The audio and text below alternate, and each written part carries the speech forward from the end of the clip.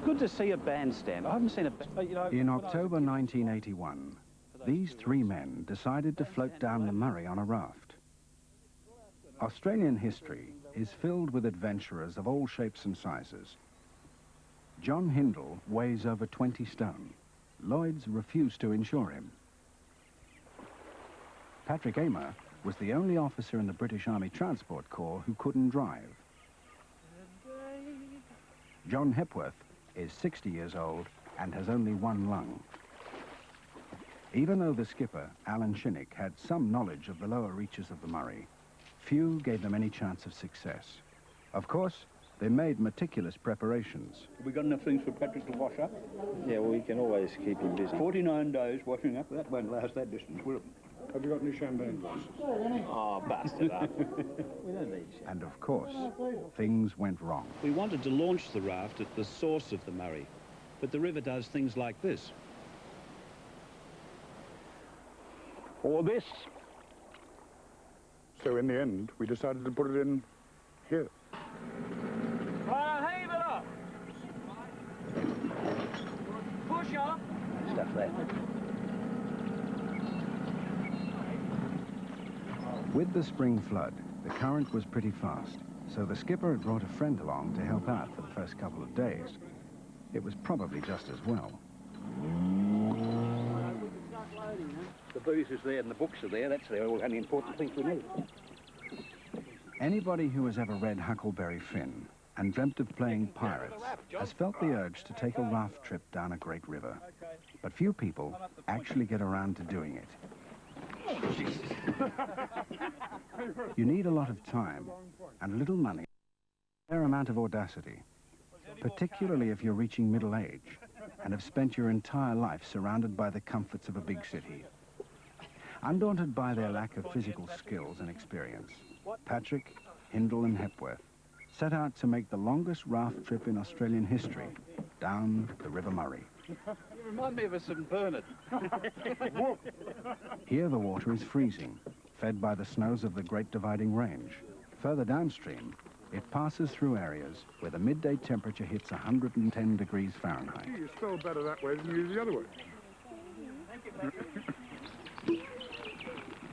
I name this raft George. God bless and help all who sail.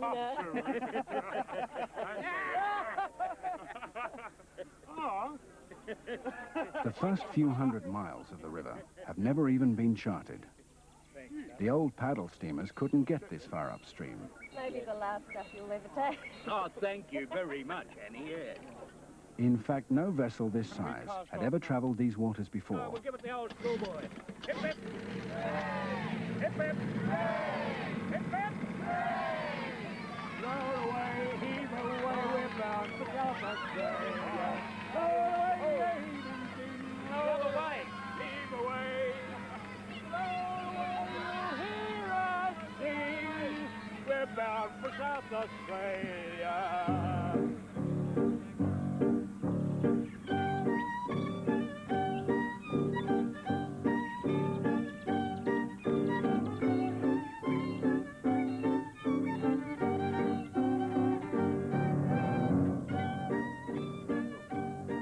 To make things more difficult, Hindle and Hepworth planned to write a book as they travelled down the river, always supposing the raft provided a platform stable enough to type on.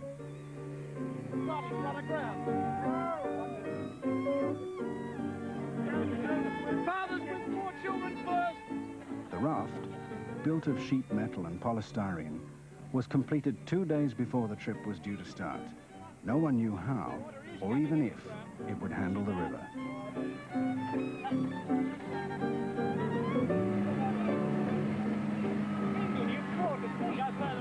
After taking a close look at both banks, the skipper decided to start the journey proper.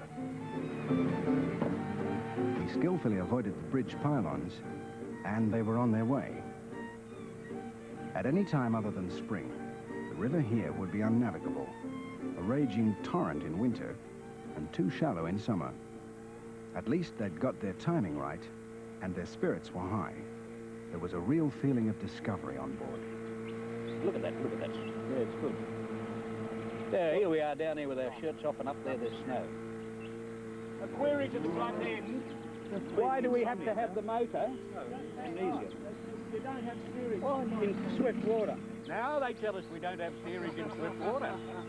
Oh. And the discoveries weren't only to be made on top of the water. This could be maybe there's something there. There was a white something. There is, what's that ahead there? I think Moby Cod's ahead. Is that Moby Cod? That is a log. Moby log. Well, I mean, a log. In that case, why are we heading for it? We're going on the switch side. On the what? Which one's that? There's our first snag.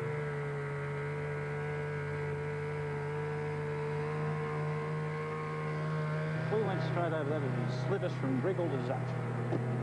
Grand. The river ran swiftly along the mountain valley, and the engine was working constantly to stop them running into the bank again. It was exhilarating, and for city folk not too used to fresh air, rather tiring.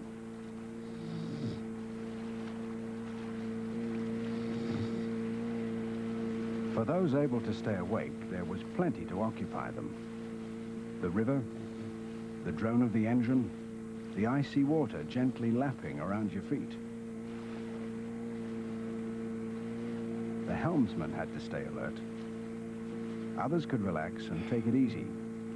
But if the river wasn't carefully watched, anything could happen.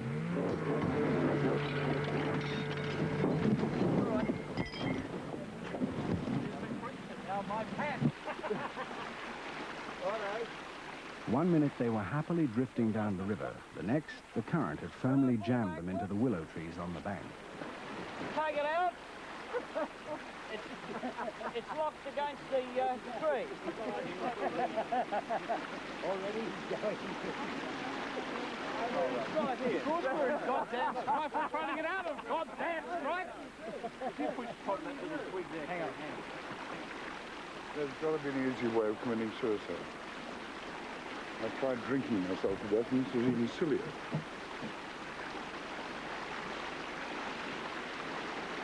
That oar has got to be got.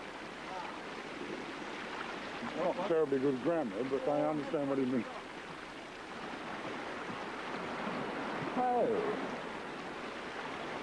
Oh dear. Oh, yes. Right, somebody grab this.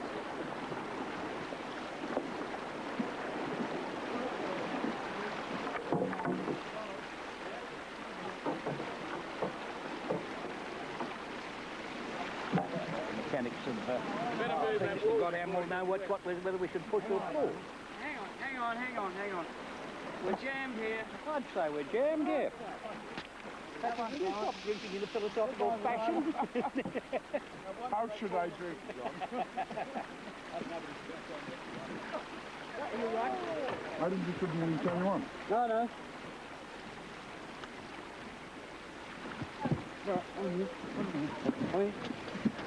No. Now. Come on, push. Come on. Push. Hard left off.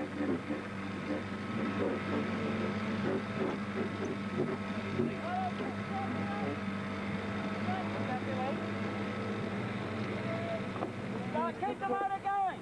Wake up, Billy.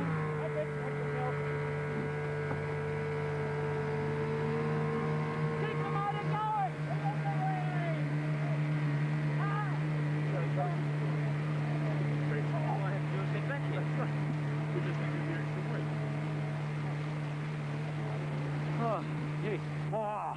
Well, splice the binnacle. Only Hepworth could find a hotel in the middle of nowhere. All that remained now was to tie up for the night. Oh, come on, chap. Please, sir. What do we want? Tie it up. We don't want it going down the river without us.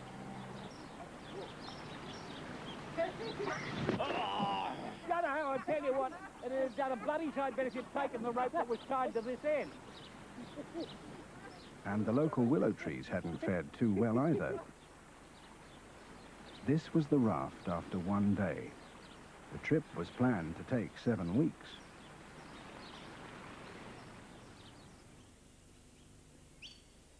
Here the river runs at a brisk 11 knots, but 1,500 miles away, at the mouth, it is the slowest flowing river in the world. So slow that 6 months earlier it had actually stopped, just dried up completely before it reached the sea. The water lost to evaporation, irrigation, domestic consumption, and seepage. So much for Australia's greatest river.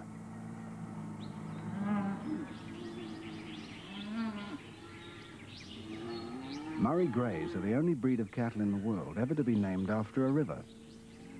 Merv Gadd didn't actually start the breed, but he, more than anyone, was responsible for their international success.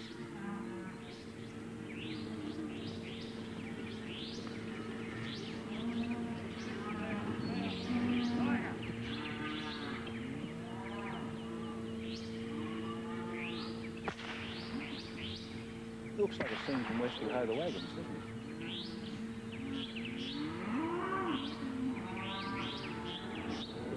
No, you can lead a cow to water and you can make it. Yeah, but if they stop to drink, we're not going to get them across, are we? Hey, oh, hey. That's fabulous.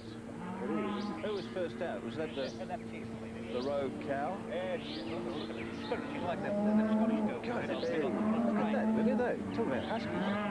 When you get them wet. See right down to That one's marked down for sale, you see that? Wish I could crack one of those whips, though. I used to do it when I was a kid. All that meat and no vegetables. No, I don't see how any man could stay a vegetarian at a site like that.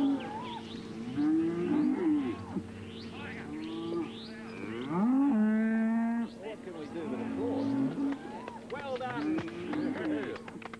Awesome. Thank you. No applause. Now, see, that wasn't too bad, was it? That presumably, John, is the cow's regatta? Took a while. Patrick, it did take a while, but it was practically worth it.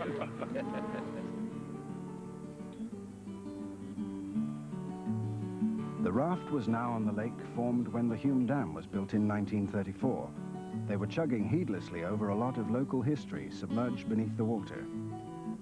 Tholagalong, where the original Murray Grey was bred, the old township of Talangata, and according to local legend, evidence of a mass murder of Aboriginals, poisoned by local settlers, then buried in unmarked graves. No one will ever know for sure now.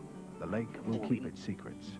Well, operation, I thought I'd stay out, but... Look at the new bit now. Oh, yeah, that's right.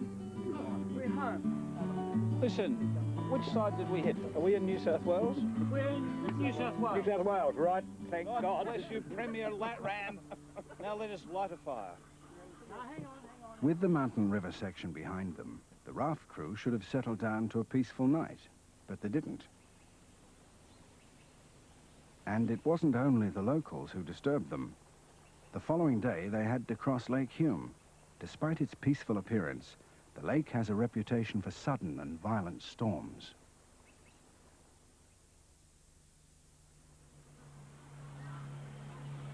It seemed deceptively calm when they set out, but Lake Hume is about 25 miles long, and the trip across it would take all day. A four-wheel drive was waiting at the dam with a trailer to take the raft out and launch it again below the wall. Now Patrick had taken over the helm, while John Hindle and Hepworth started work on their book. At least that was the plan.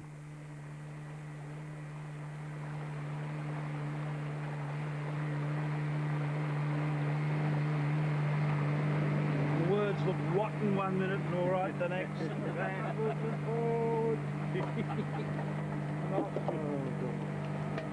Hemingway never had it like this, you know. Jack London never had it like this. No, they had it pretty well, though, didn't they? Oh dear. You know, they're coming to think. Geez, I'm not fancying this much. Can you give me a hand? I've got to do this thing. Hello? Oh, yeah. Right. Well, wait a bit.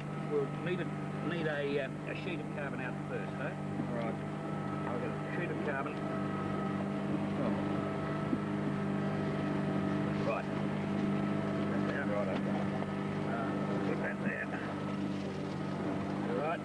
Copy in.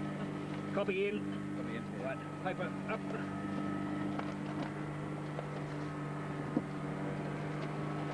Oh, how to change paper in that teeth of a howling goddamn gale. Paper, cardboard on. Carbon on. Like a sandwich. Right. Yeah, as long as the wind doesn't change for a Right, I'll hold that. Hang on, I've got to get it over. Yeah. There we got it. Got it. Right. Okay. Now. In. Oh. Right. Can you take the old bit between my legs? Right. Ah, here. Paper in. Paper's in, yeah. Type on, lad. Type on. It all seemed fun at the time, but they were in more danger than they realized. The bottom of the raft had been holed in the collision with the willow trees on the first day, and they were taking in water.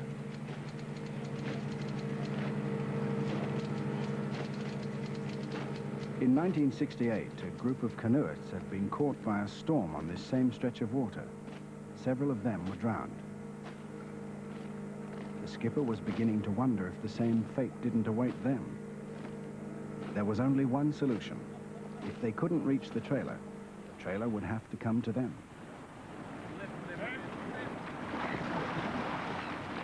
Left. Straight on now.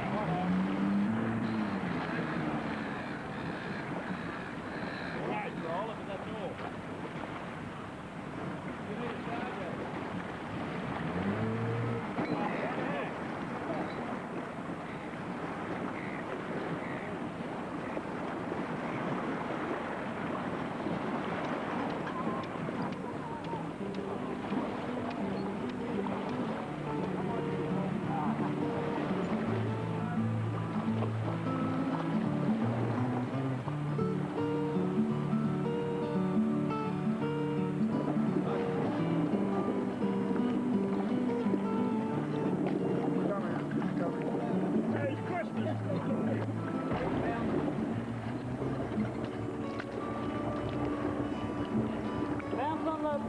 On the upstream side.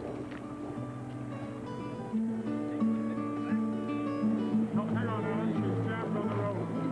She's jammed on the roller here. No, no, it's all right. I'm You'll just go. telling you what I'm doing. You'll go.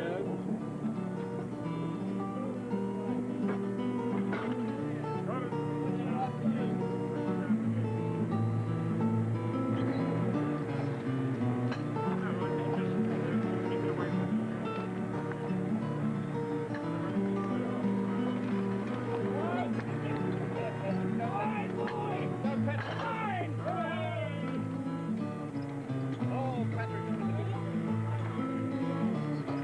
Wasn't for this my mother gave me roughage in my food.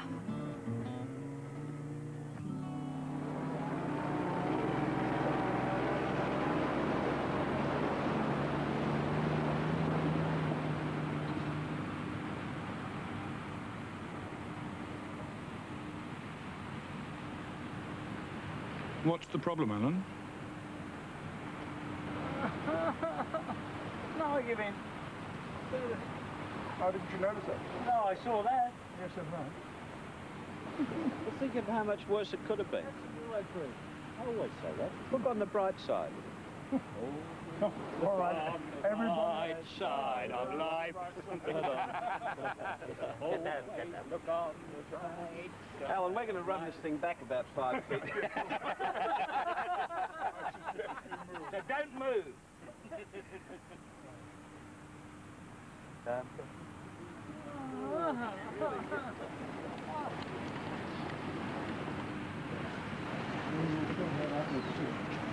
Now hang on. Hang on. I wonder what that bloody stuff was for. Always look on the bright side of life. I don't want to.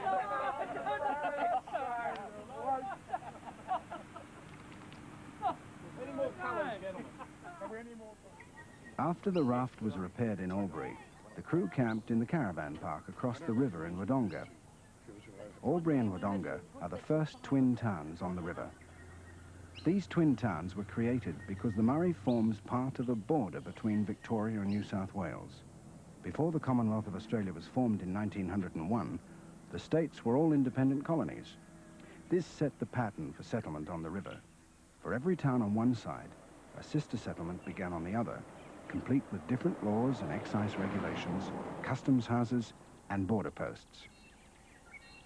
Even today, the law on either side of the river may differ, but in colonial days, the rivalry between these towns was really strong.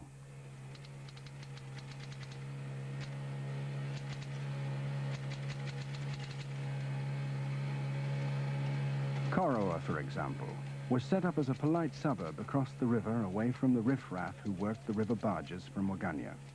Unfortunately, they chose the wrong bank. Gold was later discovered across the river in Victoria. When that happened, smuggling across this bridge was commonplace. Clothes, food, furniture, even Chinese were smuggled across to work on this. Nowadays, it's easier to cross the river, but the states still haggle over its control. In all, there are 4 governments and at least 13 government departments controlling the river. It's surprising that it's still so unspoiled. At least it is this far upstream.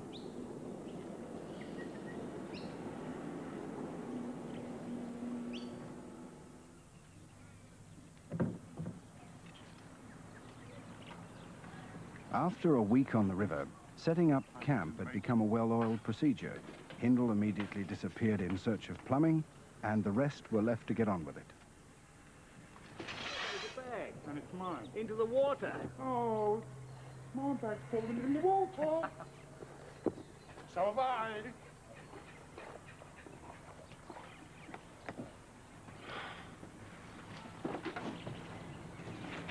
Bit wet, John.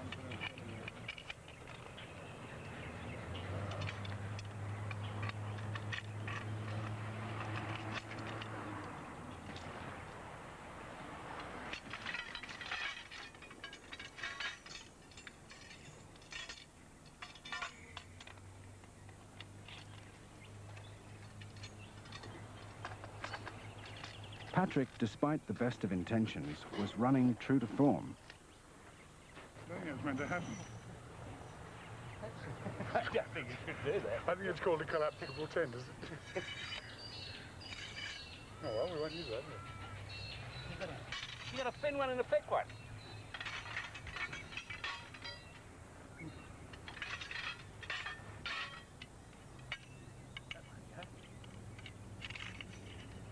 Why are they doing that? I don't know, but you guys with the place. Why have I got 2 black feet over? Well, that signifies it. All right. Do that. Yeah. Ready? Right. Right. Right. Okay. Patrick, you got it upside down, mate. Oh, what a shame. Hindle, fresh from his search, returned just as the work was finished. One thing a comedy writer needs is immaculate timing. And the cotton is high. Well, my daddy can't be rich, or I wouldn't be poor. Oh, you look. Oh, definitely look good. So clean and tied up, isn't he? Well, it's a long walk there. It's a pity to waste it. You might as well. You got the key. Geez, this is pretty here, isn't it? It is, yeah. It's the magnificent open air and the smell of Patrick's rotten cigarette. Patrick, you know you're supposed to be downwind. And there isn't any. It seems amazing that anybody would leave all this to hurry across the river to play these, but they did. Poker machines are illegal in Victoria, but legal in New South Wales. Last century, they smuggled across the river to avoid Victorian taxes. Now they queue up to contribute to the New South Wales taxes.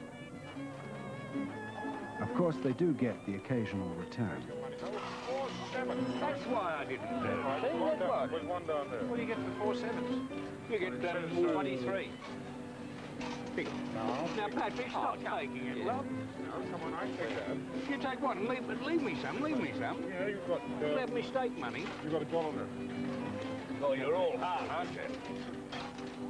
The reason why they won't let this be introduced into Victoria is because the common people are not to be trusted. They'll spend all their money on it. Well, there's nobody more common than us here. Look, I've got scattered nothing to do with it. Pay it all. Few people who win hang on to their money. Little man and two aces, please.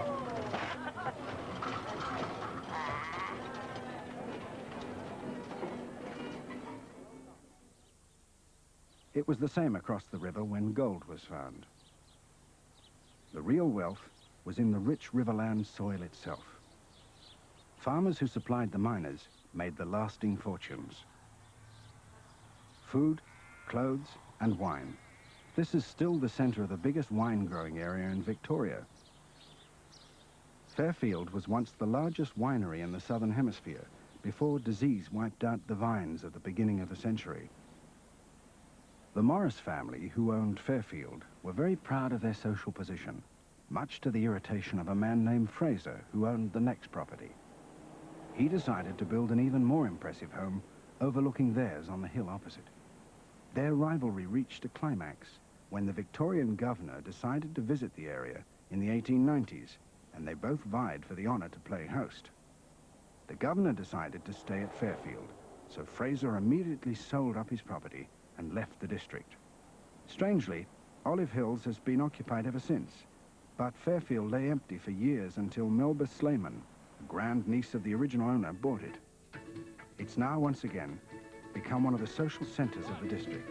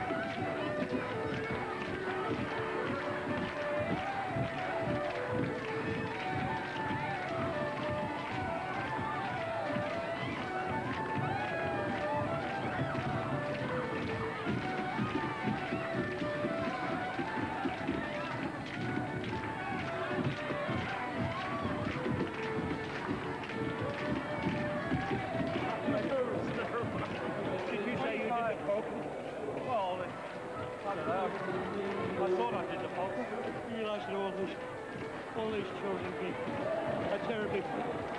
I mean, they're going to do this all night. Yeah. Oh, God. I haven't danced for 25 years. I still don't think I have.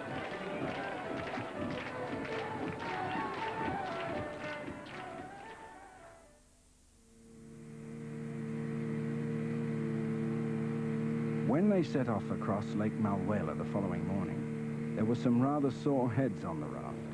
They were hoping there would be no repeat of the rough weather on Lake Hume. Malwela is the second man-made lake on the river. It was formed when the weir at Yarrawonga was built. There's a complete lack of any wildlife here, just the dead trees slowly rotting away.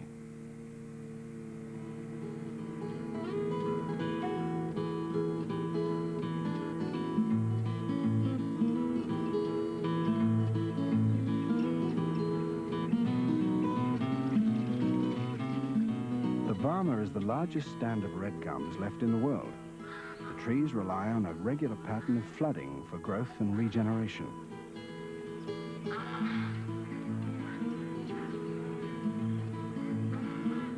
Each winter, the floodwaters of the Murray back up behind the Narrows at the western edge of the forest, forming a chain of lakes 70 miles long and up to 15 miles wide.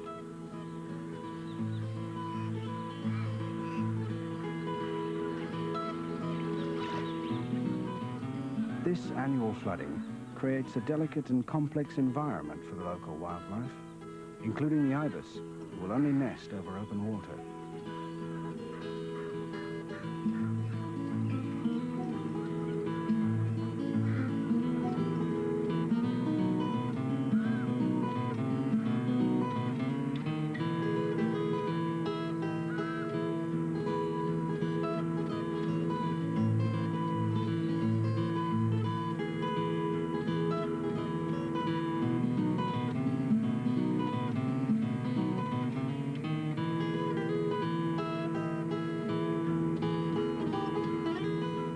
Apart from the occasional eccentrics on a raft, the wildlife here is rarely disturbed.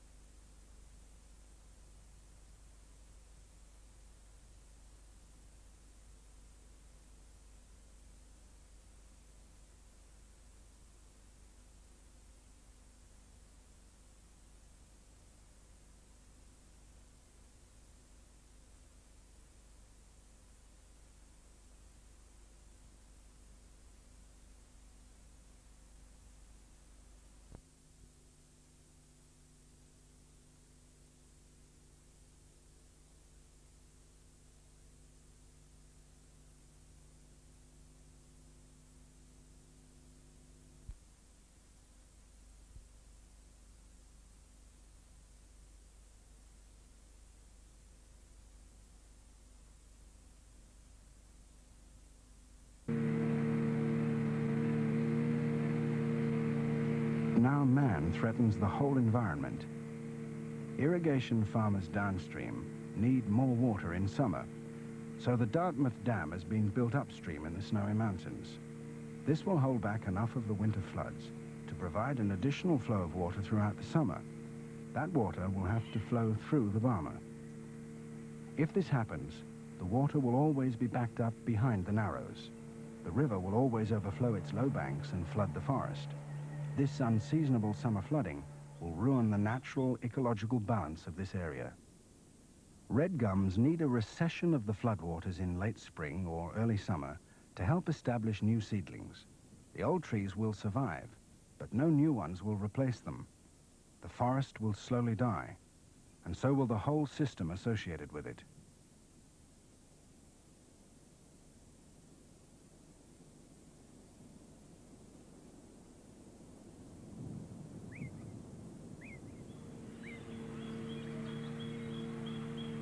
Australia is the second driest continent in the world. The Murray, with its tributaries, the Murrumbidgee and the Darling, forms the only major permanent river system on the continent. We can't afford to waste the millions of gallons of water that pour unused to the sea each winter. But neither can we afford to lose a unique environment like the Barmer, even if it is sometimes a little unfriendly to men more used to the comforts of a modern city. This is a big one. It's only blood. Blood. I had no doubt about that. What I mean is that the scratch isn't, I don't think, very big, but it hurts. It's for your own good. Oh, look, all right, it hurts. I don't need to be told that, John. It is for your own good, Patrick. Hurt you a lot more than it's going to hurt me. Would you stop cackling with delight, Oprah? Because it's going to hurt you a hell of a lot more than it's going to hurt Edel, I can tell you. Looking pretty good, I thought. Well, compared with what? Compared to what it looked like yesterday, or the day before. I don't think you want me more on Vita. Yeah, if we keep this up for a few more weeks, you'll be able to do this yourself. Good heavens, kidding? What an awful thought. I've often said that as a married man, it's the next best thing to being a doctor. I mean, you know all these things after a while. cope with babies. You want a really showy one, or just a functional one, thank you, John. I don't expect anyone to impress in the bar, mate.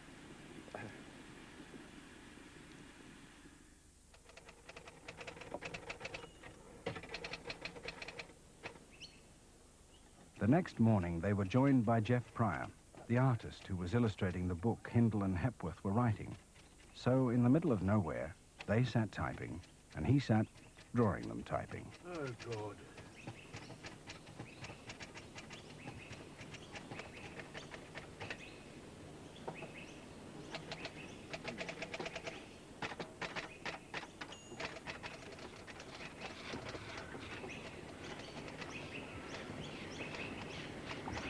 So far, so good.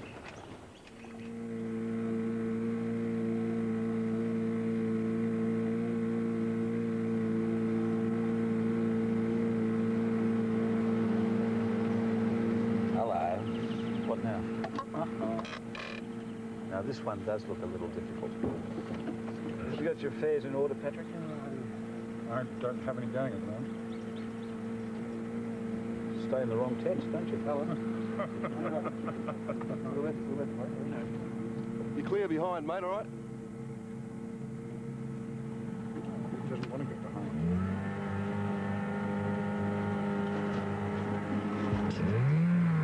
Pretty hard down. Watch out.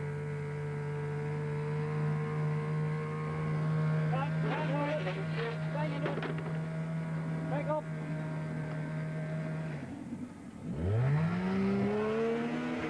Alan, leave it. It's all right. We'll just push down, mate. No, hang on. Let him do what he wants. He's boy. Well, actually, I prefer not to do that. What's that? The bump into feet. All up, yeah. Bloody lucky we're not covered with crocodiles on this river. There aren't many crocodiles out here. Don't need to reverse it, mate. Just No, right. you get very close to there. Oh, you can't do fairer than that. Pretty good. You can't do fairer than that. The narrows they were negotiating had a profound effect on the history of the river. The second one, Well done, Alan. Besides making it difficult for the raft, they also effectively stopped the large paddle steamers from traveling any further upstream. So this is as far as they came. And immediately below here, a city was built, which was once the second largest port in Australia, Echuca. Before the arrival of the railways, the river was the only major inland highway. Paddle steamers were used to carry everything in and out of the river cities: wool, sheep, passengers, construction materials, everything, including gambling boats and sly grog.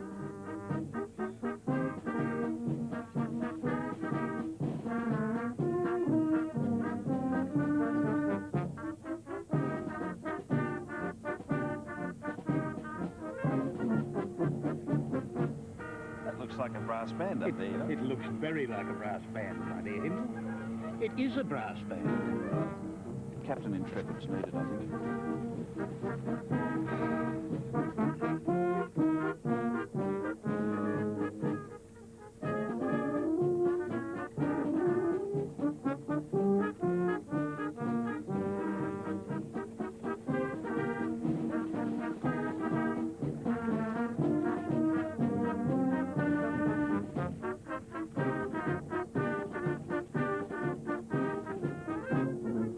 If that's it would have to be the local band, wouldn't it?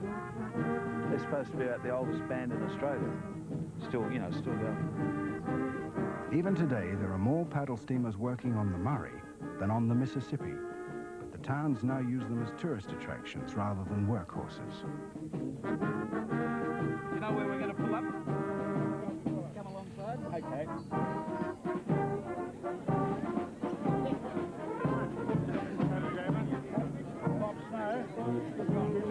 John and Jeff. Hi, John. How are you?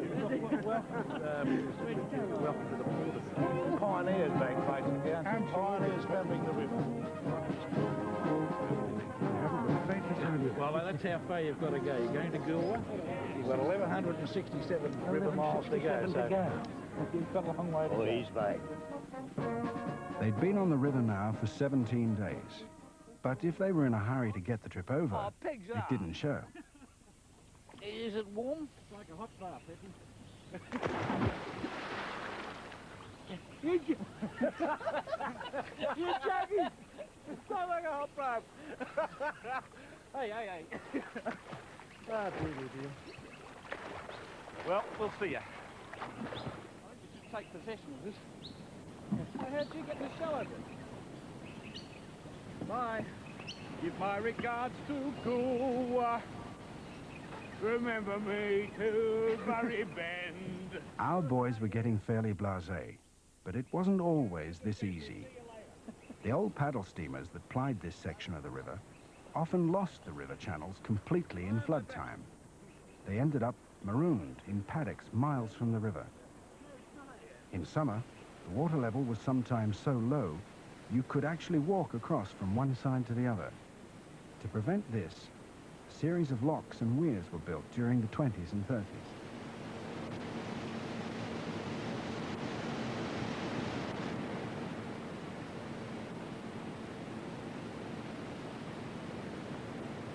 The weirs held back the water for storage. The locks raised or lowered the boats to the different water levels on each side of the weir. The weirs were designed to provide a regular water supply. The gradient of the river is so slight that if the winter floods were held back here at Turumbury, they would inundate a huge area, including Echuca. So the engineers came up with an ingenious idea. The whole operation only takes 2 days, but the timing is critical.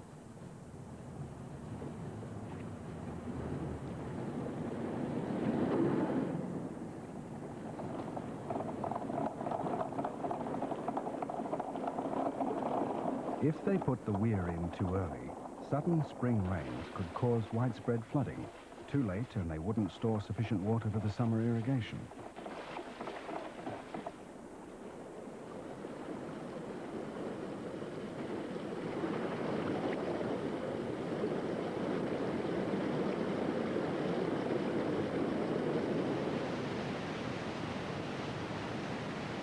Turumbury is the first of the great irrigation schemes that are fed by the river for the next 1,000 miles.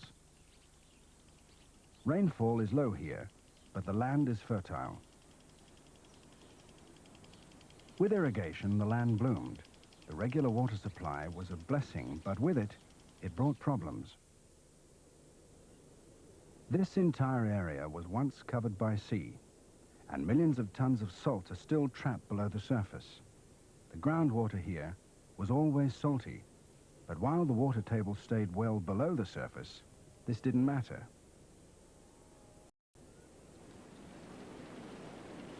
The trees on the plains absorbed the groundwater. Farmers cleared the land for crops. Then the water table started to rise. Farmers continued to pour more and more water onto the land.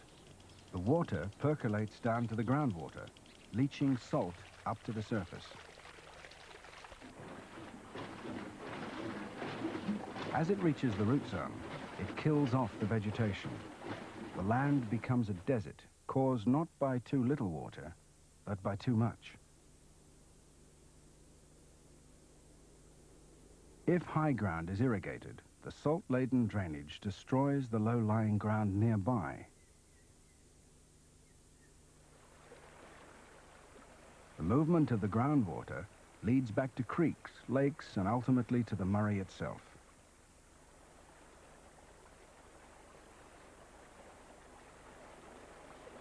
This seepage means that people using the river water downstream, either for drinking or irrigation, are using heavily salinated water.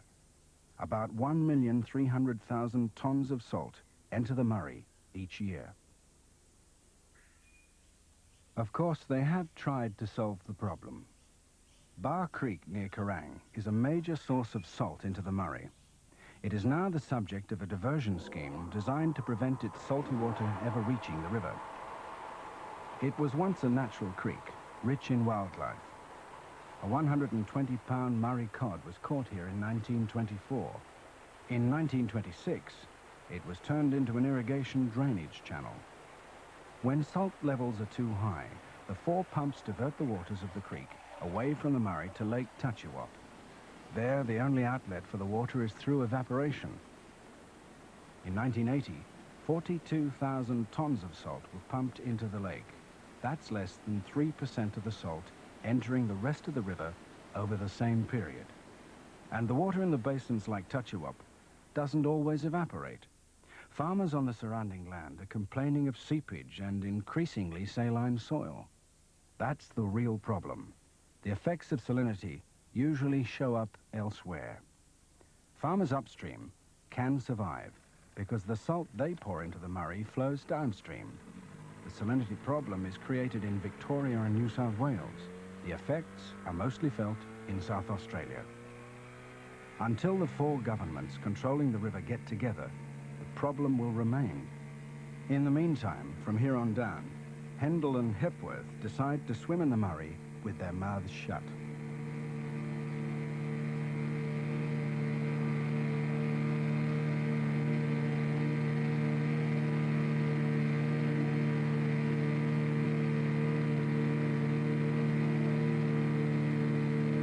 Alan Shinnick left the Raft after negotiating Turrumbary Lock to go to a wedding in Melbourne. So Patrick was left to skipper as far as Swan Hill.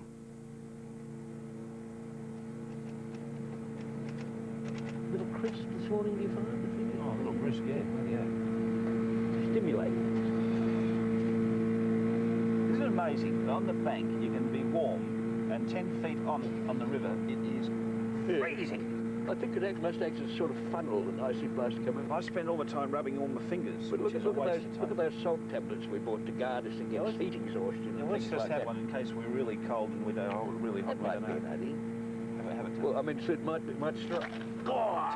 Just one. Thank you. Right. Can I have one of yours? This might bring something on. Oh, I'm feeling warmer already. Bring on the sun. No, we're going to have an accident. We could be in trouble here, you know. I think we're going to be in trouble. Well, we might not be. That was a pretty noise. Yes, haven't heard that for some time. Times like this, you ask for the Scottish chap down in the engine room to go and report on damage. You could put it in backwards. It's in backwards. Oh, is it?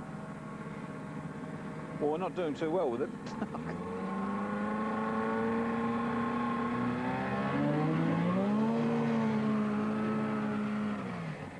Gee, I don't like that much. I think we're going to go forward anyway, Patrick.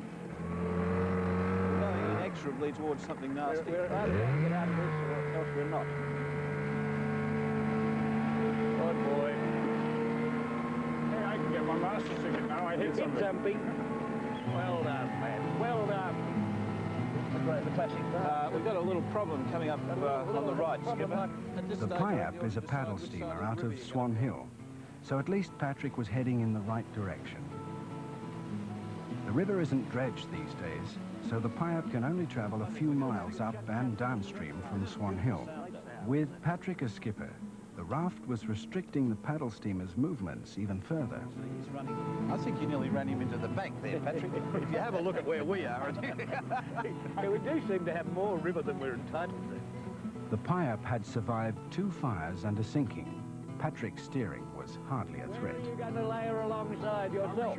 Stop asking me to make policy decisions so early in the day. Well, if we keep on going, we must bump into something. That's not kind, John. Now, you started well downriver, you know, you've got to do it now. I stand by to get off, John. Stand by to get off. Stand by to leap nimbly. Okay.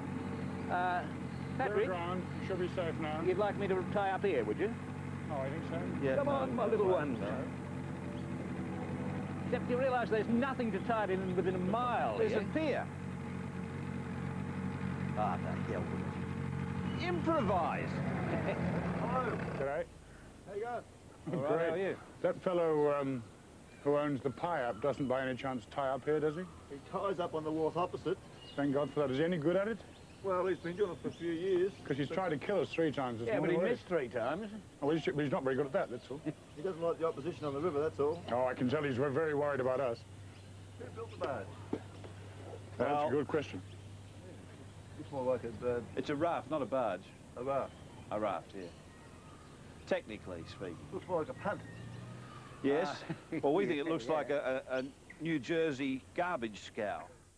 Peter Beattie also owns a paddle steamer, the Gem, permanently moored in Swan Hill. It now serves as a restaurant specialising in local delicacies. These witchetty grubs are cooked, pan-fried in olive oil. Patrick eats them. He doesn't worry about that, you know. Blow him hot. He's you know, very primitive. You can see he's real butch, you know. See the red sawdust running? Yep. That's what he's been living on. No, but that's a great beast, that. When you eat these things, Patrick? Oh, dear. It's very tough, isn't it? Yeah, you're not trying to get food, you've got to bite it. That's the most disgusting thing I've ever seen. Now, hang on, John, what's discussion about eating a good, wholesome witchetty grub? People eat eggs and yabbies and prawns. What's the difference with witchetty grub? I've never seen anything like that in my life. The poor little thing hadn't even had time to be cooked. I mean, that thing could have just been lying doggo, for all I knew. Well, the fella's going to have a witchetty grub, isn't he? One witchetty grub for John and a wee bit of harlequin omelette. Doesn't he Bon do that appetit. well? I'd love to be able to do that. Can you, if you... There's one end you don't eat. Which is it? You eat it all now, it's cooked. Eat a lot. Won't hurt you.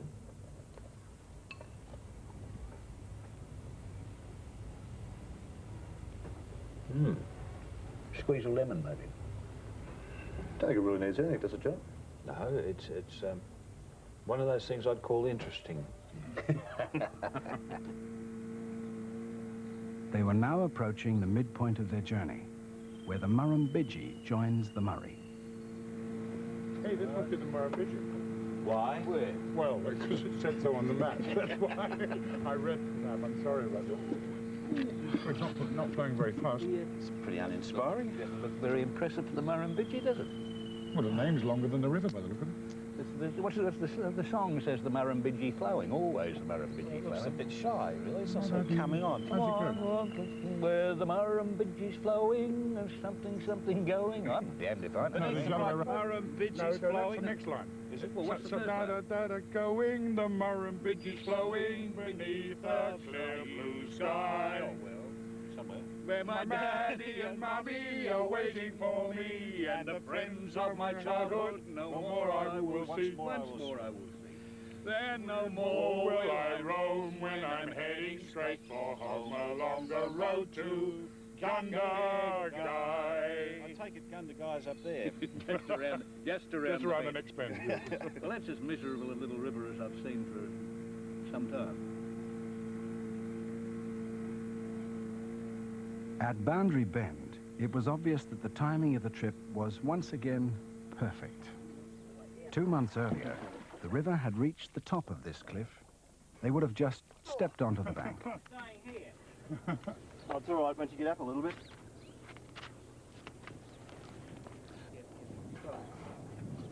I'll be back in a few minutes. The store's up here. I'm just overwhelmed with admiration for you, that's all. Would you like to do it again? No. Particularly not when it's full. See, I've got Al? to ask them whether they take bank cards. No, we don't. News of their trip had preceded them along the river. The locals often came out to look and laugh. This one stayed to help. Back to the bickies? Yes. Just about got enough. Fat bickies. Fat bickies. What are they? Monte Carlos will do. Right. If there's any playtimes, bring a packet of You've got to them be too. intrepid to go.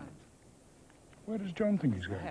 Hindle is in search of his own personal holy grail. He's gone looking for plumbing. I should have known. Why don't you come down the rope? Probably more difficult than that thing. Why don't you leave it there and get down below and then Wait take for it high off? water. Yeah, that's it. Next flood. That was a good idea, John. Yeah, it's a bit soft there. Look, watch it. You take her on here.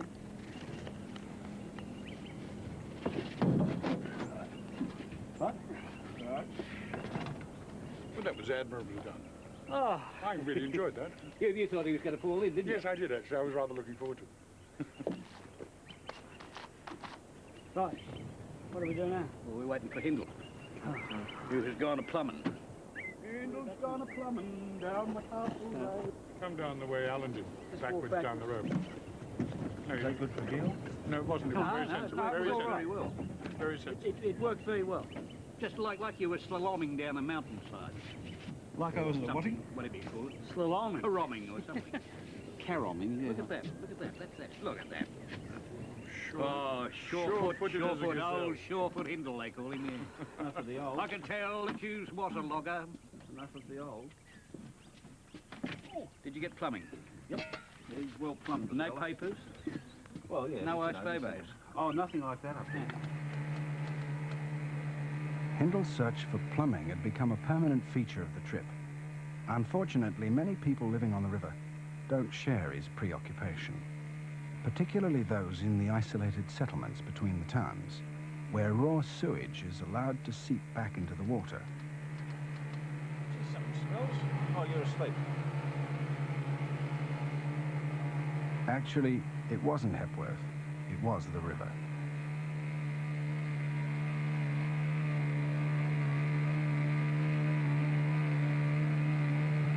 Oh, well.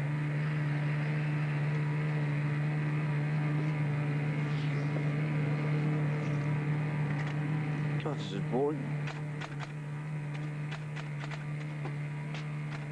Hindle didn't know when he was well off, but he soon found out as they approached Mildura.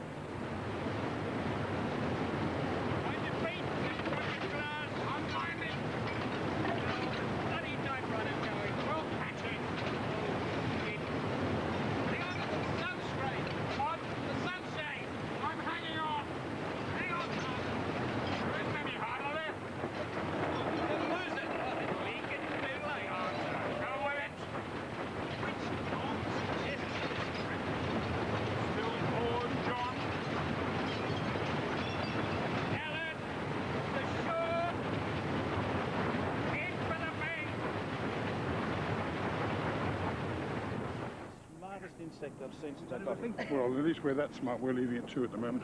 The hell with this place. I hope Mildura's better than this river. Nobody knows what a load I'm bearing. Nobody knows, nobody's caring. I don't take this stuff when I'm going on a holiday. I'm only here for a night. Nobody's caring. I think they've got a servants' entrance to keep going. This is a servant. Oh, God, look at this. It does look like a grand hotel. It does indeed. no, look, it's all right. We look a bit rough, but we would like to come in anyway. Oh, this is very nice. Actually, it was fortunate that the storm hit them at Mildura. The next pub was 200 miles downstream. The land in between is semi-desert, mallee scrub. Poor land with low rainfall, where several huge properties struggle to support a few head of stock. What rain does fall is immediately soaked up by the surface sand. Even the irrigation schemes have failed. The soil is too poor, and the heat dries everything out. It takes a very hardy type of individual to survive in this sort of country, and the men on our raft hardly fitted that description. Loaded with drinking water, the raft moved slowly downstream as the afternoon temperature hit 111 Fahrenheit. The Murray is the only source of water, and its effects end abruptly at its banks, where the desert begins. As the temperature rose, the clouds began to gather. In a land where it hardly ever rains, they were sailing straight into an electrical storm.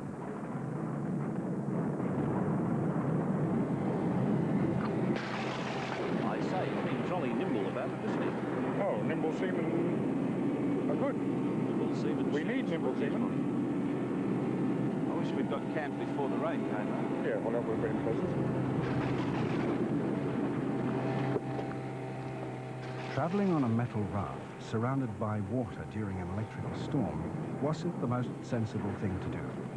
To make matters worse, there was nowhere to camp on either side of the river. The only thing to do was to push on until they found a suitable landing place and hope that they got there before the storm broke.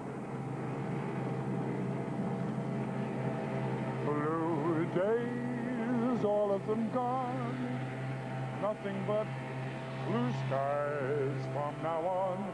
Now's your bit. Never saw the sun. Never saw things looking so right. Never saw the sun shining so bright. Never saw things looking so right. Never saw Murray's wearing a worried frown. scurrying by. Now, we're looking for a beach. Please be a beach round the corner. I think that's not going to... Oh, I'd better not say that. No, we don't want any examples of hubris from you, young Hindle. 2, 3, 4. That's right. 5, 6, 7. He's dropping up on you, you know. 9. He's actually learning 10, to count all the way up to 10. 11. Well, that was a failure. I think we were making so much noise counting we didn't hear the thunder. I would imagine that that's Devil's Elbow, and that might be a good camping spot right on the point there. Looks like a map of bursitis to me.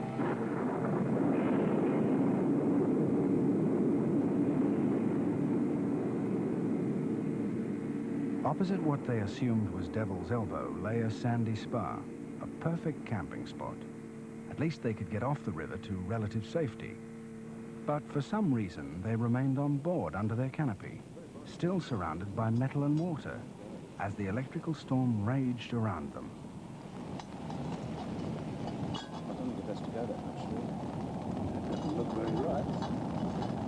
Well, how right do you want it? Oh, well, yeah. It's got a sort of hat on the side of its head. It has a sort of rakish charm, John. Let's put that in. If I go and be helpful and put tents up. Yeah, well, we better put tents up and we'll cook legs of lamb. You'll find them on top And in the the wet things. Ah, right. That's going. Thanks a lot. They're just under wet sleeping bags. Ah, terrific. On top of the wet lilacs. Yeah. Well, now that I know exactly where they are, I shouldn't have any trouble with it. It was you that was skipping around in the sea a few minutes ago, saying how lovely it was, how free. I think it was grand tonight. I've got to tell you something. I'm sick of it! It's all very well looking as you're having a black bunny rug. Does it ever seem to you sometimes that we've made a mistake? Stop cuddling me, it won't work.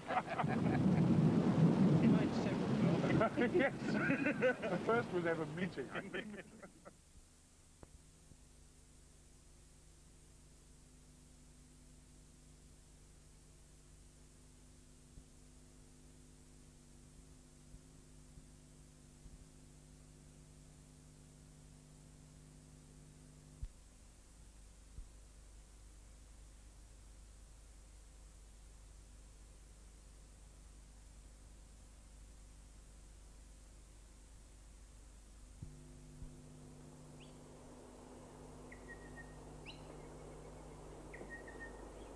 The following morning, soggy reminders of the storm were strewn around the raft.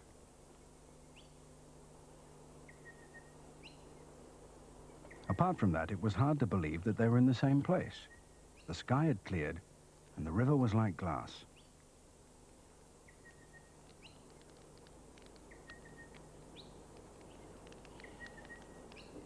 Devil's Elbow got its name because the sharp bend was difficult for paddle steamers to negotiate. During the storm the previous night, it had been impossible to get a true idea of its grandeur. Not that the skipper was too impressed. He was involved with more human problems. It was a problem everyone on the raft shared, and Hindle, as usual, was the one most concerned. John Hindle! Do you like a cup of coffee? No, I've tried that. No plumbing. Oh, stop smiling, for God's sake. We're in trouble. We're only 100 miles from the nearest toilet. Now, a man could get quite fond of getting up in the morning if it were always like this. Really? No, it'll never take on, Patrick. No, Once this is over, I have no intention of ever getting up again in the morning.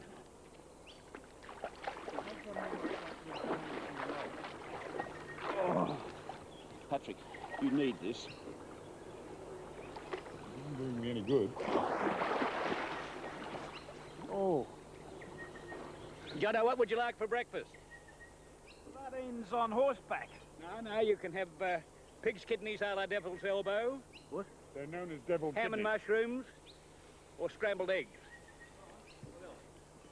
Well, it was a wet night. That's all I could rustle up. Pig's kidney or three, I think. Oh, this is good. You ever suffered from muddy bottom? Oops. There's things all over the bottom. Hindle, just to cheer me up while I'm slaving over a hot stove, guess the old good morning song?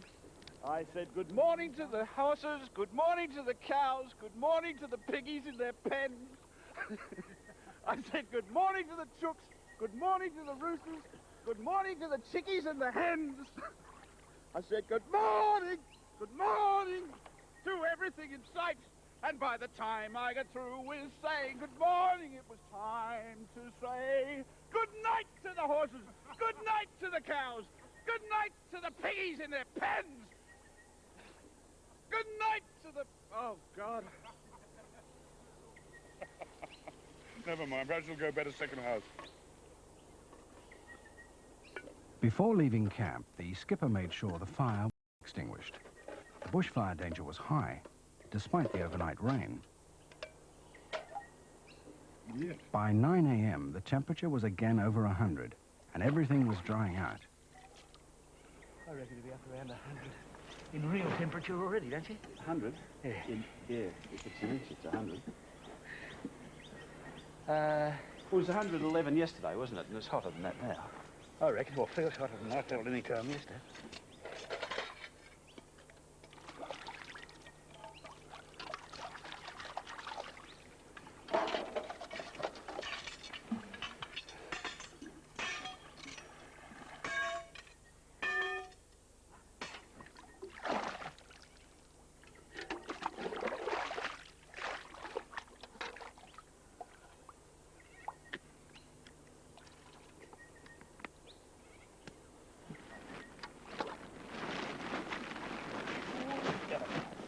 It's all right for young blokes like Harry Butler, but Oh, yeah, well, there. this fella did live.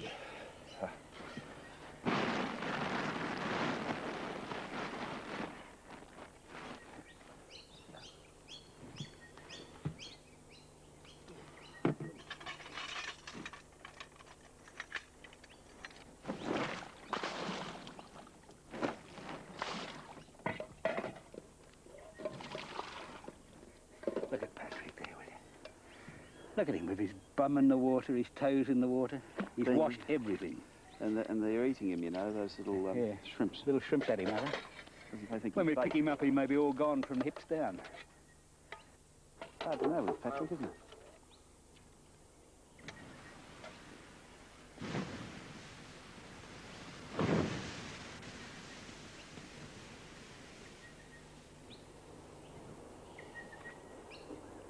Now, if there's somewhere I could do this and have a cigarette at the same time. The skipper's hat had been with him from the start of the trip.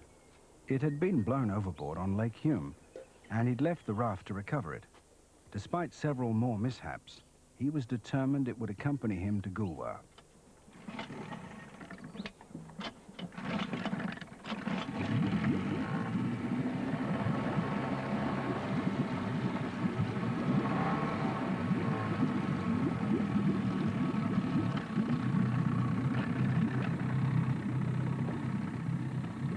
Come on, you layabout.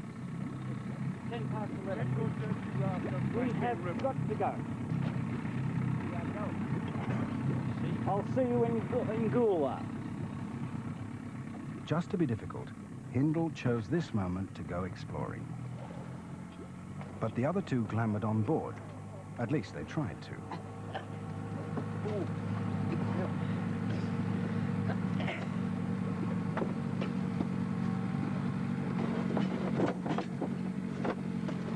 Well, that's the most unconventional way I've seen anyone come into a bloody raft. There we are. I'm sorry, but it was the only way I could think of, Alan. Well, that's a new way anyway. It's not the swimming in the river that drowns you. It's the trying to get back onto the raft.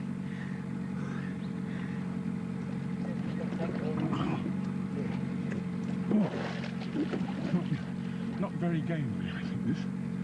Oh, you're there? Going by the throat.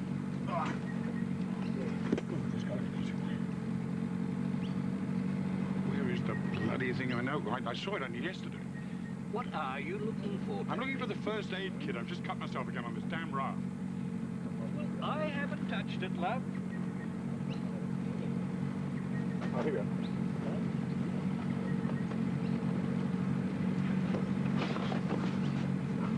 No wonder we couldn't find it. It's where we always keep.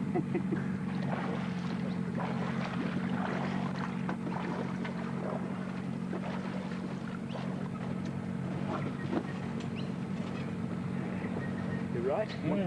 Thank you. This bursting a bit, but getting another good gash. Take you back more scar, but it's not bad. How'd you do it? Just tell Daddy. I did. Just hooked it on the edge of the raft. You didn't tell me when you did it. I mean, it could have brought sharks all the way from Goa. I've got a theory about those cliffs. What's that?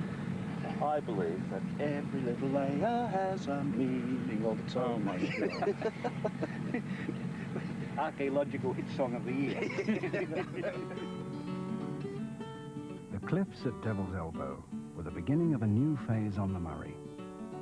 For the next 300 miles, the river cuts a gorge along the line of least resistance between clay on one side and the sandy soils on the other. In South Australia, the cliffs rise 120 feet above the water, weathered by time, eroded by wind and rain, and oxidized a rich red by the elements. The sight of something even more weather-beaten than they felt inspired Hindle and Hepworth to abandon their deck chairs and investigate. Yeah, that's... You know, doesn't this remind you of that place out of Wizard of Oz that they danced along? Yes, I feel like Do you Dorothy. do uphill dancing at all? No, I'm more your downhill dancer, really. Maybe coming back. no, but see, that's what we want to look at up there. So that odd formation up there, and what the devil they... What they had seen from the raft was a group of geologists collecting samples of material from the cliff face for carbon dating. The group was led by Jim Bowler from the Australian National University, who explained to Hindle and Hepworth just how the sea had influenced the area. About 6 million years ago, we'd be looking out over the shoreline to the southeast. And if we come up this sequence, let's say, if we can just describe what we have here, the top of the marine is equivalent to that brown bench, that nice flat platform. Yeah. So that after the sea retreated, there was a big time break, during which a lot of oxidation, weathering formed, vegetation was growing on that surface. We can find examples of tree roots down there on that cliff. Then, somewhere down south, the Murray was blocked. And that's a critical point in the story. The Murray was dammed somewhere down near Murray Bridge, so that all the waters of the Murray-Darling then were formed this great freshwater lake upstream from Murray Bridge. And it extended north and south of here, and it's represented in this environment by the red and grey clays and the cliffs behind us. The top 2 metres, which is a much paler colour, represents really the end of the lake, the beginning of the present phase of the Murray River, and also the beginning of the period of aridity which characterises the landscape today. The forests here, for example, probably disappeared. The river changed its pattern. The lakes originally around 30 to 40,000 huge freshwater deposits. Then about 25,000 years ago, the system changed, became drier, shortage of water in the landscape, the lakes contracted, they went salty, the fish dried up, the sand dunes that we see up on the plain here were remobilized, and extensive aeolian, wind-blown activity changed the face of the land. What, somewhere here was where they were going to put Choila in? Yes, the dam site, or the potential dam site, was right here. Literally just here? Yes, just on this big cliff in front of us. Well, where was the other end of it? That would have been the southern wall of the bank, and the northern edge of the wall would have been over there to the northwest. That's a hell of a way. The gradient of the river and the river valley here is so low that the wall here would have banked up water right back to Lake Victoria. Now, if you have a big lake here, then the water table, which is really underneath us here, and when the lake level drops, the water table would bring water back into the lake, but it would bring back salt water, or water of the salinity of the sea, so that we would have had a system here of concentrating salt, and that was one of the major deficiencies. So that we are looking at one of the possible follies of human interference. A reprieve, though. A reprieve, yes, a reprieve. I'm glad we escaped it. No, I don't want another dam on the Murray. This thing seems to be adequately dammed already. Yes, that might be all right for you, but what about when you're drinking Adelaide drinking water? Think of the Adelaideans. Never drink water in Adelaide. All the way down, we've just seen pipe after pipe taking out, and needle pipes just nearby putting back. And by this stage, or a bit further up the stream, it seemed that the whole thing had been through about 6 sets of kidneys.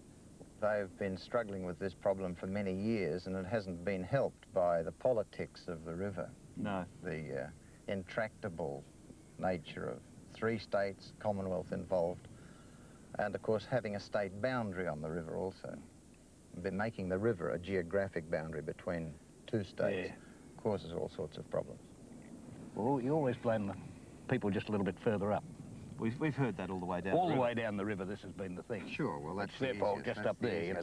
Easiest way of disposing of the blame. But of course, here, it's the only major river in Australia. When you stop to think that from here to the Indian Ocean, there's not a permanent stream. We're downstream from the Darling, so right to the Indian Ocean. And this really highlights the aridity of Australia, which is, next to Antarctica, the 2nd driest continent in the world. We have the least discharge in our rivers than any of the other continents. As the raft left Chowilla, they were soon to see more evidence of the political effects on the river that Jim Bowler had been talking about. In South Australia, the whole nature of the river changed again. This is the only water supply in the whole state, and they use it to its full capacity. Actually, it's not hard to understand the indifference of people in Victoria and New South Wales when it comes to the Murray. Certainly it supplies irrigation to produce food for the 3.5 million people in Melbourne, and certainly it provides electrical power for the 4 million people in Sydney. But they could get food and power elsewhere. Here, they have no choice. It's the only source for irrigation, water for industry, and drinking water. This pipeline carries Adelaide's famous water supply, water that doesn't even meet acceptable World Health Organization standards. And if the people of Adelaide ever want to take a holiday away from their terrible drinking water, what do? They come out and play on it.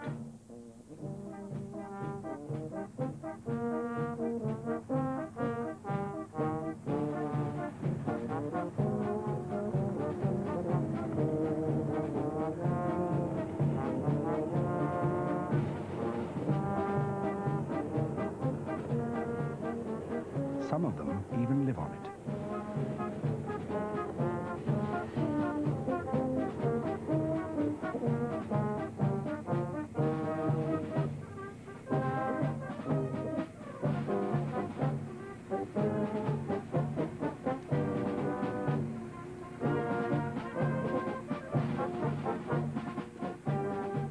To be fair to the South Australians, they do have fairly strict health laws governing the use of the river. It's only here, for example, that it's illegal to have a craft with sleeping accommodation without a sewage tank. They even provide emptying stations at various points along the river. But as the water has come over 1,000 miles between New South Wales and Victoria, without this protection, it's all a bit late. The river is already unfit for drinking. Further downstream, it's so salty that it's even unfit for irrigation. Plants sprayed by this water are burnt by the salt. The irrigated land becomes useless, too saline to support any growth. There is no one single place on the river where these problems can be solved. They can only be solved by concerted effort. Until the 4 governments get together, the problems will remain. There is a group known as the Murray Valley Development League, who are pressing for a separate river state to be formed with one government controlling the whole river. Not surprisingly, none of the existing states are prepared to give up sovereignty over their section of the river or their access to its resources. As a resource, the Murray is more valuable to Australia than the Great Barrier Reef. It's a pity that its protection doesn't arouse similar emotions, because it faces even greater dangers. As the raft left Renmark, they were setting out on the last leg of their journey. From there, the river ran almost due south for over 300 miles, before flowing into Lake Alexandrina, then onto the sea. The value of the Murray is not only commercial or aesthetic, although both these things are important. The river also has great historical significance. The inland settlement of southeast Australia depended on this river. Thousands of years before Europeans first set foot on Australian soil, the Murray supported human life. But this would have to be a magic place, wouldn't it? Oh, yeah. Yeah. Yeah, well, it's a bit Yes, like Ayers Rock, I suppose. You know, if it's there, you'd have to worship it. It'd have to become totemic, wouldn't it? That's right. Oh, wait a bit, there's a lot of stuff in here. Oh, it's true. What do you think there? That's interesting. On the tree? What do you see, Patrick? I see drawings, and I see swallows' nests And wasps. and wasps. What That is covers it. No, there were drawings here. Yeah. This one here looks quite interesting, but I can't quite get an outline on it. Looks as if they had fires under here, you know. You reckon, John? Well, I think it'd How be... tall were they? Well, they're You know, tall. the old ones. Yeah, well, 7,000, 8,000 years ago. well, the Negrita were a small people. Yeah. They were not quite pygmy, but near enough to pygmy. Really? But they wouldn't be able to walk under there, I don't They wouldn't walk under there, no, But yeah, but there they would probably, be comfortable there for them. probably wasn't as much sand there in those days. think. Thinking all the time, the old bloke, isn't he? Yes, yeah. There's a good See the sun? Look, Yeah, hey, that's a good sun. Patrick, look at the sun. amazing. It's just how the kids do it these days. Yeah. With the same. God, I've Spikes. seen your Tom draw one just like that. Yeah, yes, you can do it in less than 3 days now. Oh, he's smart, Well, that kid. that's really That's quite remarkable, isn't it? And fishes? Fishes? That's a fish. What are these little Yeah, things here? hey, that's a ripper fish, actually. Look at that. Yeah. I think All right, Smarty, if there's so much sand come up and they were very short people, how did they reach this? Patrick, they just brought in enough sand to stand up to do this. It was a busy place, all right? Well, then there must have been a hell of a lot of stuff here originally. Yeah. Well, there's probably still a lot of stuff that... Yes, so slippery. Got his professional strength on again. See, there's another bit chopped out here. Someone's there. Now, that's definitely a section cut out there. isn't Yeah, it? well, there's no kidding about that. No, that's right. I think you're right. Taken that. I suppose basically there is no difference between what we've been looking at and admiring and what we've been looking at and deploring, with Keith writing his name and Vera writing hers. And I think there's a great difference. well, I don't see. I can't really Well, see it. it's an interesting argument, Patrick, but I don't... But it's a need to record... one's The existence. art, what the Aboriginal art that's here has several levels of meaning, hasn't it? Yeah. I mean, it's magic, incantation for the hunt, for the Yeah, harvest. it's totemic. There's it's affectionate. It records what they do and did. And just that they were artists.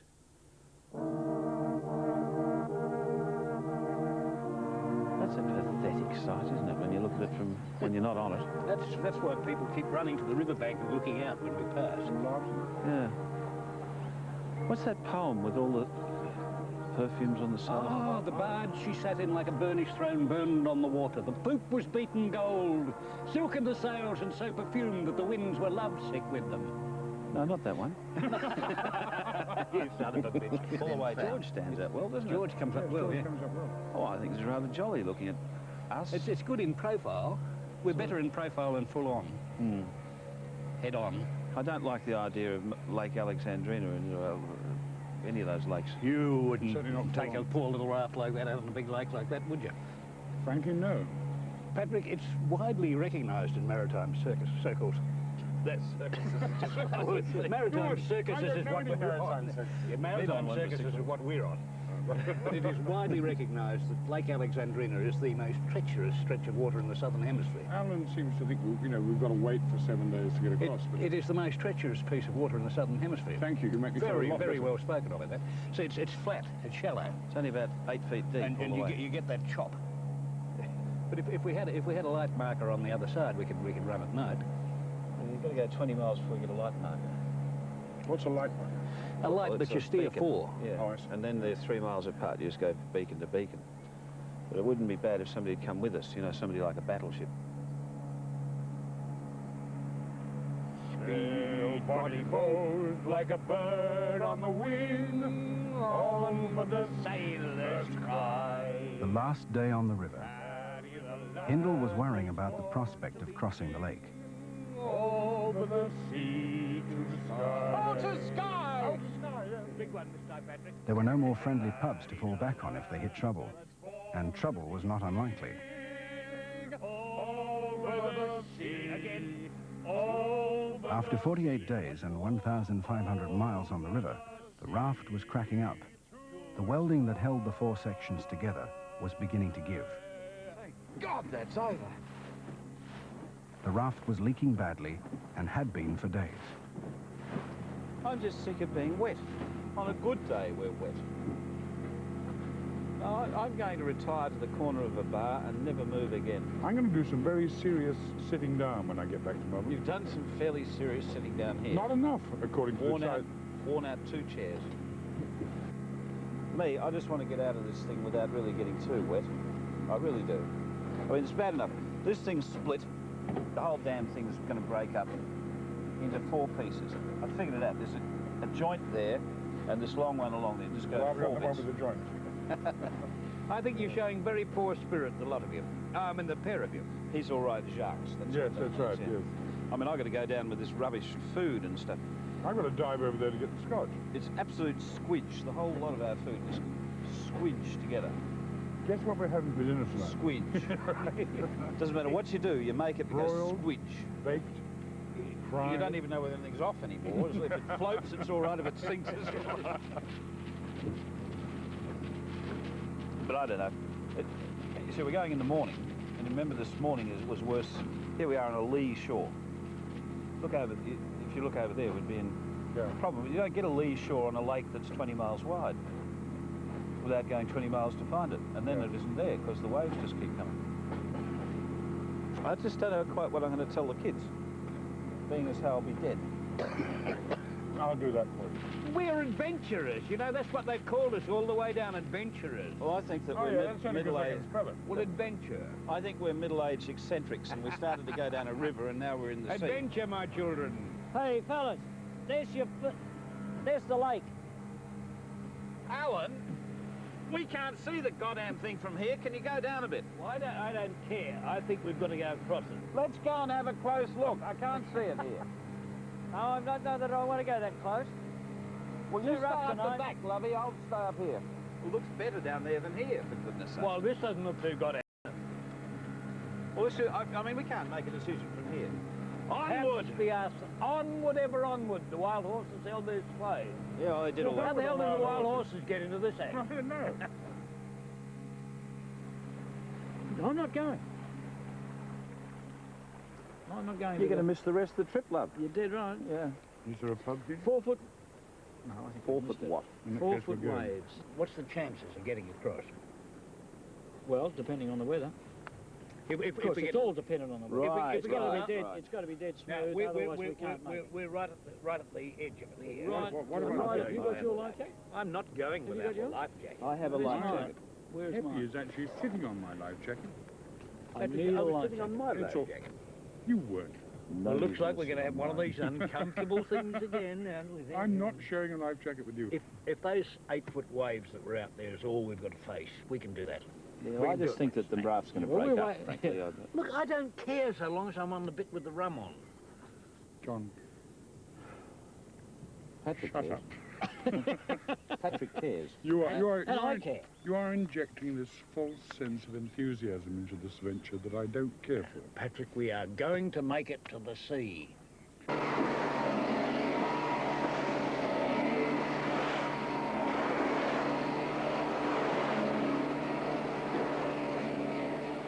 Hindle got his escort.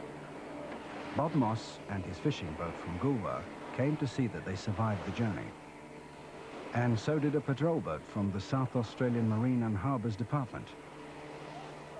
Even with the assembled expertise, they were in trouble, heading for what looked like the nearest land. If they had reached it, they would have been smashed to pieces in the shallows. The front of the raft had already caved in.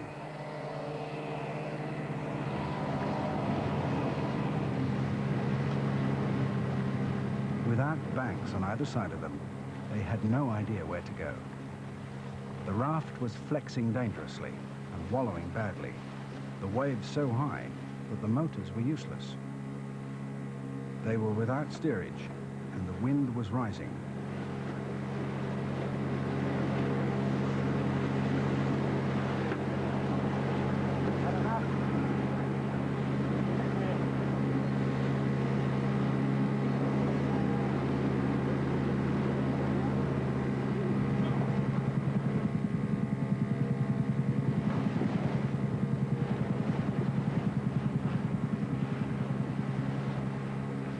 Bob decided the joke had gone far enough.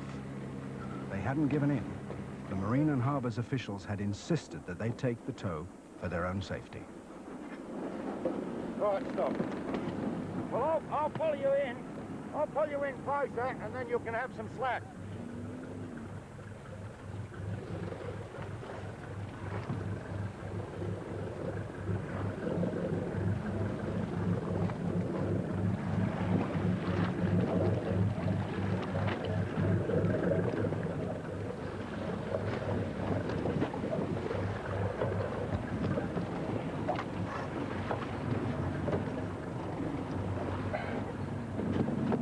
Righto, Sandy. Sandy, give us some throttle, full port rudder. Which one's port? Oh, hell. Left.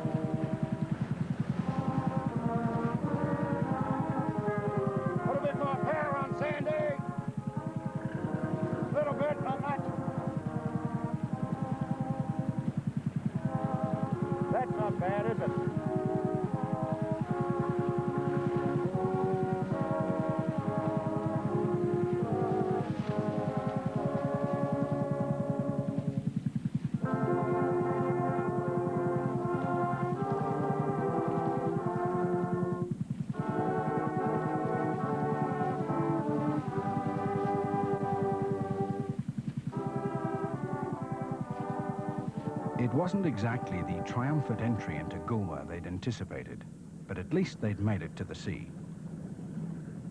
Well, almost. Goolwa is 5 miles from the mouth of the river, separated from the sea by a huge barrage.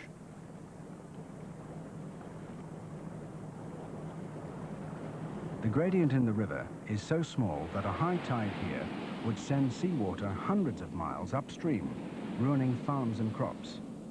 The barrage had been built to prevent this.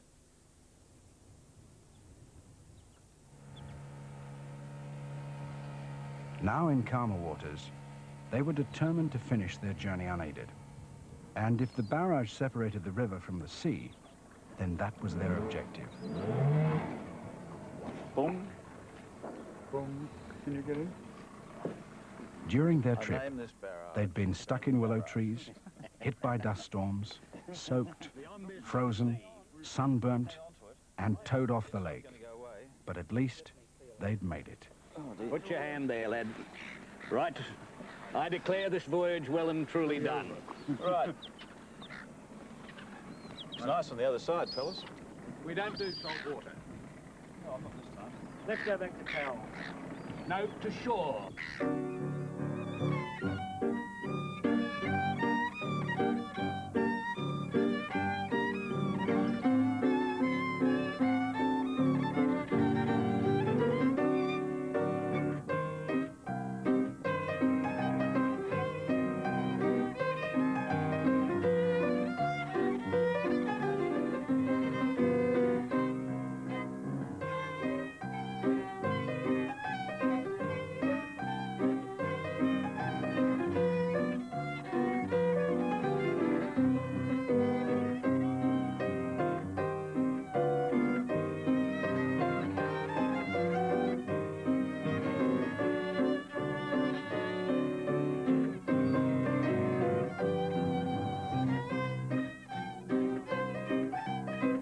Whose idea was it originally?